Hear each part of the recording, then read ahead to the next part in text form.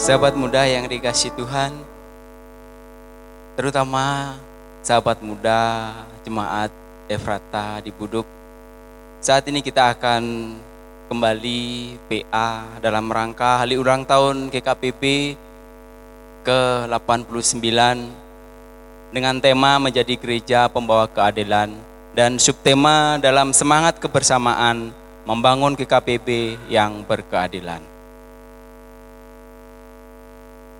Tema yang diberikan bagi kita untuk pemuda yaitu I Love GKPB. Bacaan dari 1 Yohanes 4 ayat 7 sampai 21. Lembaga Alkitab Indonesia memberi judul Allah adalah kasih. Begini firman Tuhan.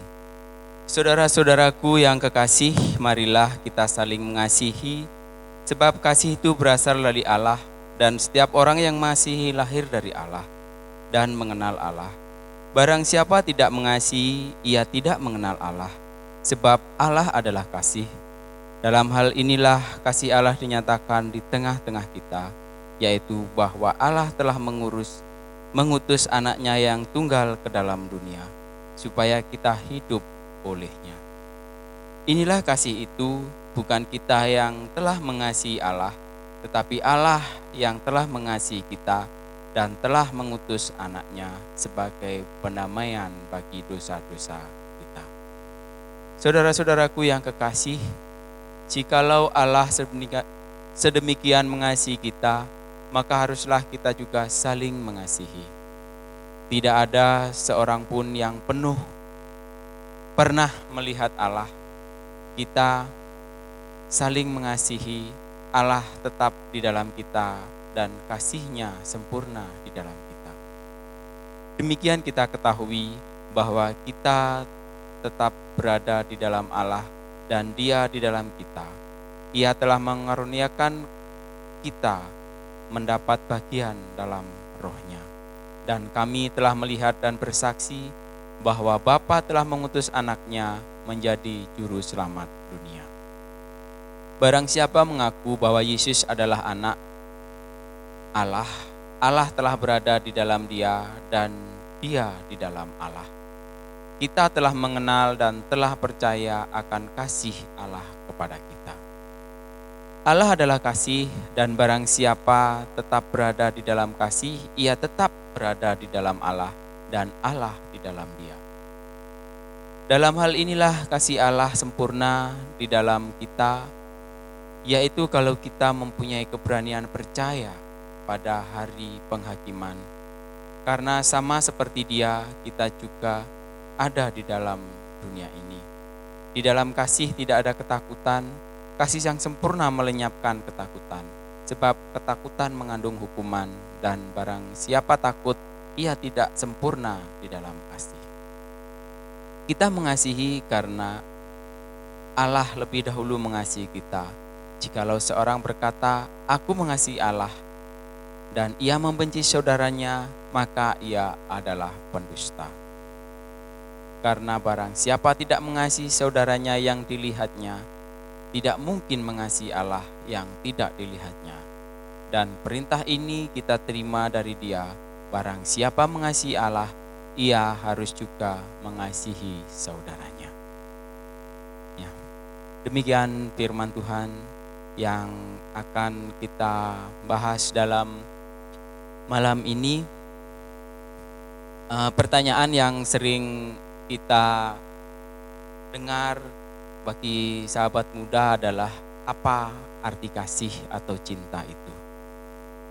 Apa yang sebenarnya membuat seseorang rela berkorban atau melakukan segala sesuatu, bahkan sampai mengorbankan nyawanya sendiri? Salah satunya adalah cinta. Ketika kita sedang jatuh cinta, maka kita akan melakukan apapun untuk pasangan kita. Ada banyak kebiasaan baru yang kita lakukan untuk menyenangkan hati orang yang kita cintai atau kita kasihi. Cinta memang mampu membuat seorang melakukan hal yang melampaui batas kemampuan. Dia mampu menghipnotis seseorang untuk berbuat sesuatu di luar kewajaran. Sehingga sering sekali muncul istilah atau prinsip lah yang mengatakan bahwa lautan luaskan ku seberangi, gunung tinggikan ku daki, dan sebagainya. Itu adalah wujud kata kiasan untuk cinta. Berbicara tentang cinta memang seolah tidak ada ujungnya. Dari zaman dulu, zaman kisah Ramayana, zaman istilahnya saat kita belum ada, sampai sekarang pun dari anak-anak sampai orang tua, semua membicarakan dan mencari cinta, karena semua membutuhkan cinta. Sahabat muda yang dikasihi Tuhan, pada bacaan kita hari ini mengatakan dan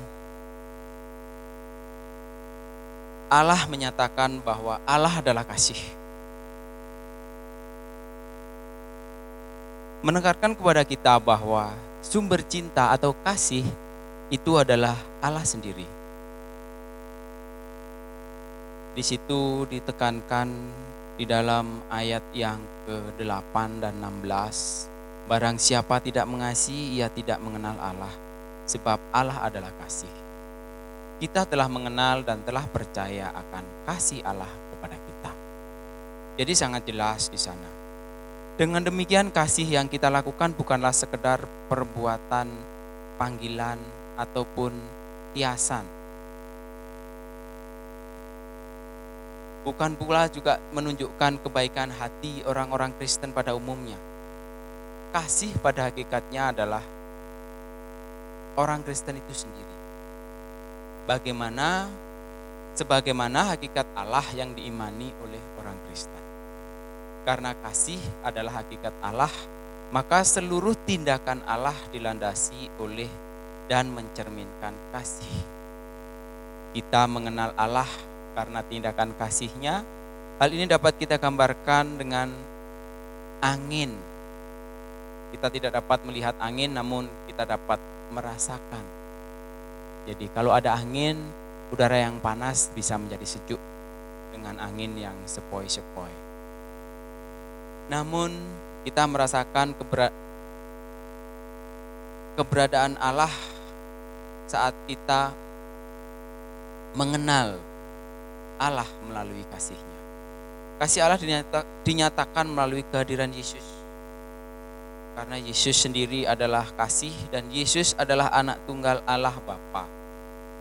Seluruh tindakan Yesus dipenuhi oleh kasih.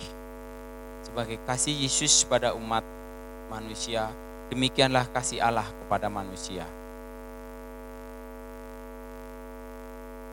Sahabat muda yang dikasihi Tuhan, hakikat inilah yang seharusnya juga menjadi hakikat orang yang mengaku diri percaya kepada Yesus atau kepada Allah. Orang percaya adalah orang yang menghidupi kasih. Jadi pada ayat 16, kita mengenal dan telah percaya oleh kasih Allah kepada kita. Ciri orang yang menghidupi kasih itu adalah hidup dalam ketakutan. Dalam ayatnya yang ke-18 dikatakan bahwa dia dalam kasih, di dalam kasih tidak ada ketakutan. Kasih yang sempurna melenyapkan ketakutan, sebab ketakutan mengandung hukuman dan barang siapa takut ia tidak sempurna dalam kasih. Jadi ciri kasih, orang yang mempunyai kasih tidak akan takut. Dan Allah tidak menakutkan. Kalau menakutkan itu namanya bukan Allah yang penuh kasih. Sebagaimana Allah tidak terlihat, demikian juga kasih tidak dapat terlihat. Cinta itu tidak bisa dilihat kecuali melalui tindakan. Tindakan kasih itu dinampakkan melalui perlakuan kepada sesama kita. Ayat 20 dengan tegas mengatakan, barang siapa tidak mengasihi saudaranya yang terlihat, tidak mungkin mengasihi Allah yang tidak dilihatnya. Sahabat muda yang dikasihi Tuhan,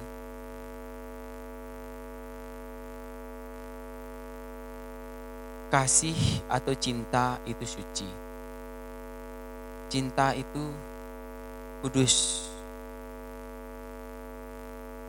Cinta itu bisa menyatukan perbedaan. Love is the way of life. Jadi cinta bisa mendamaikan yang berseteru. Cinta juga bisa meluluhkan hati yang keras. Cinta bisa melahirkan kehidupan baru. Seperti contoh dinyatakan kehidupan pemuda-pemudi yang baru menjalani suatu ikatan pernikahan. Mereka akan hidup baru dengan pasangannya. Itu adalah buah dari cinta mereka berdua. Itulah cinta yang ditempatkan pada tempat yang benar, sebagaimana pemuda-pemudi yang mencintai gerejanya, GKPB khususnya. Kita pun diajak untuk mampu mewujudkan nilai-nilai cinta kasih yang tercermin dalam kehidupan bergereja. Membangun kebersamaan di tengah-tengah situasi sulit seperti sekarang ini. Pandemi COVID-19 tidak tahu kapan akan berakhir. Dengan kekuatan cinta dan kasih pemuda-pemudi GKPB, semestinya kita pun mampu memperjuangkan nilai-nilai kerajaan Allah secara bersama-sama dan dengan penuh pengorbanan menjadikan hidup sebagai teladan yang membawa orang menerima anugerah keselamatan. Dalam momen bersejarah dan menghayati kembali perjalanan bergereja, sebagaimana GKPB telah memasuki usia ke-89 tahun saat ini, kita pun dipanggil untuk turut menghidupi panggilan kita sebagai pemuda-pemudi gereja GKPB yang membangun komunitas iman berdasarkan cinta. Dengan cinta pada gereja GKPB, pemuda-pemudi GKPB, gereja merupakan rumah rohani bagi kita semua. Jadi kitab 1 Yohanes 4 ini menegaskan dan mengingatkan kita kembali akan apa arti cinta dan makna cinta bagi kita semua. Kita telah mengenal dan telah percaya akan kasih, dan kasih itu adalah Allah. Allah itu kasih. Barang siapa tetap berada di dalam kasih, ia tetap berada di dalam Allah, dan Allah di dalam dia. Apa yang akan saudara lakukan sebagai pemuda-pemudi gereja untuk menghadirkan cinta kasih dalam gereja saat ini? Jadi saat pandemi saat ini, kita sebagai gereja, sebagai pemuda gereja, kita harus tetap berada dan mencintai gereja kita. Apapun yang akan kita kerjakan, apapun yang akan kita lakukan, kerjakan dan lakukanlah itu dengan kasih. Lakukanlah itu dengan cinta. Karena Allah lebih dulu mengasihi kita, maka kita pun harus tetap mengasihi Allah. Amin. Saat teduh bagi kita. Mari kita berdoa.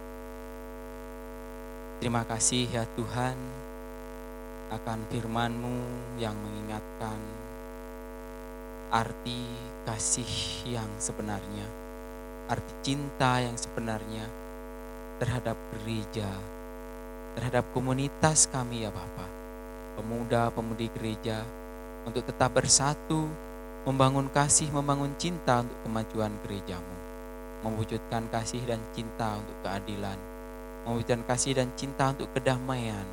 Ya Bapa, saat ini kami juga bersyukur untuk gereja-Mu yang berusia, yang telah menginjak 89 tahun. Kiranya sukacita seluruh pemuda-pemudimu dapat kami rasakan di syukur-Mu kali ini ya Bapa. Bapa Tuhan Yesus, ajarlah kami untuk selalu berbuat kasih, membangun cinta yang baik, membangun persaudaraan yang berdasarkan kasih di hadapan. Terima kasih ya Bapa. Inilah doa kami. Dalam nama Yesus kami berdoa. Amin.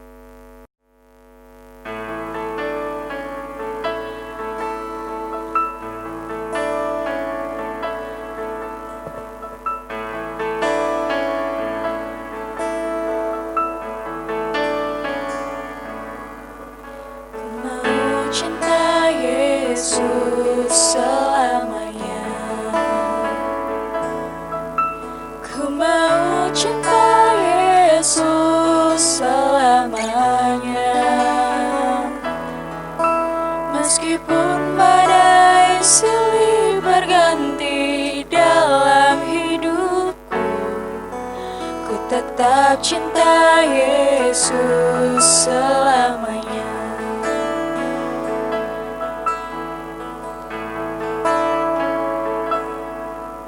Ku mau cinta Yesus selamanya. Ku mau cinta Yesus selamanya. Meskipun badai silih berganti dalam hidupku, ku tetap cinta Yesus selamanya. Ya Aba, Bapa, ini aku anakmu, layakkanlah seluruh hidupku. Ya Aba, Bapa, ini aku anakmu, pakailah sesuai dengan